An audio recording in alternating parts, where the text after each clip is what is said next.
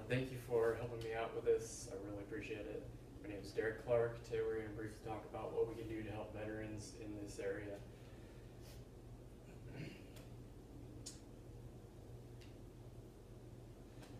How many times have you seen this outside?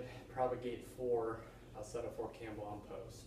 Specifically, one guy out there always holding this sign, taking money, he rarely takes food, and even clothing items. Wouldn't you like to know how you can best help him other than giving him $5 every time you drive by? Providing more community resources will help all the veterans in this area return to work and especially have a place to stay. There's a need for more assistance because there are so many veterans in the area and very few shelters. There are several factors that can lead to a veteran being homeless and a non-veteran population being homeless as well. There are limited homeless shelters in the community, like I mentioned. There's actually only one in each town around post, and we can all make a change on some level to help out that situation.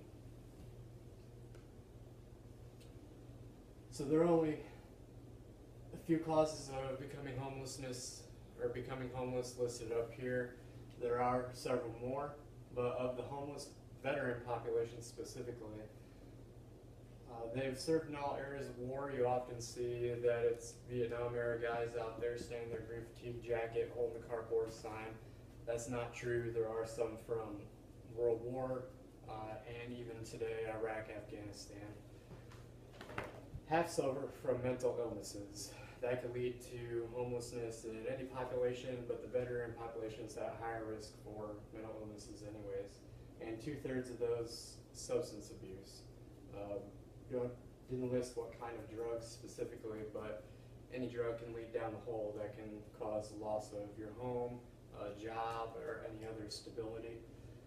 Of course, your tragic life event, that could be for anybody. Loss of a loved one, loss of a job, or a natural disaster. Greendoors.org, his website talks about homelessness and specific causes, and this is where I got that information from. There are only 2 homeless shelters in the surrounding areas. One in Clarksville is run by the Salvation Army. It has a maximum capacity of 66 people and 4 families of 6 each. They do not have veteran-specific services, however. In Hopkinsville, there's a Pennyroyal Veterans Center. They have a 50-bed facility. They offer shelter, food, and on-the-job training or vocational rehab, as well as mental health services, counseling for addictions, and any other problems that they might have that they need help with. How can we influence change in the community? Well, first of all, we could pray for our leadership. Jeremiah 29:7 says, "But seek the welfare of the city where I have sent you into exile, and pray to the Lord on its behalf, for in its welfare you will find your welfare." So right there it tells us, the Bible tells us that in anywhere we go, we should pray for the welfare of the community surrounding us.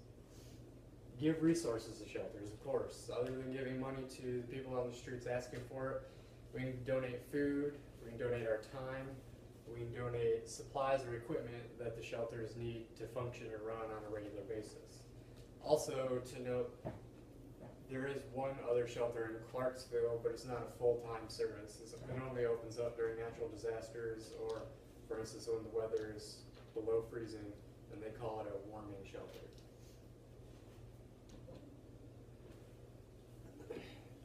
So most importantly, be aware of the programs available to the homeless in this area. If and when you find yourself in a situation where you are able to help one, you should know the resources that are available to you so you can point them in that direction. That's the best way to help them. So to conclude, there are many different reasons veterans become homeless.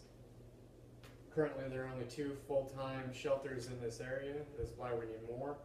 And there are different ways that everyone can help. Like you can pray for the community, you can donate your food, time, or other services that you have to them.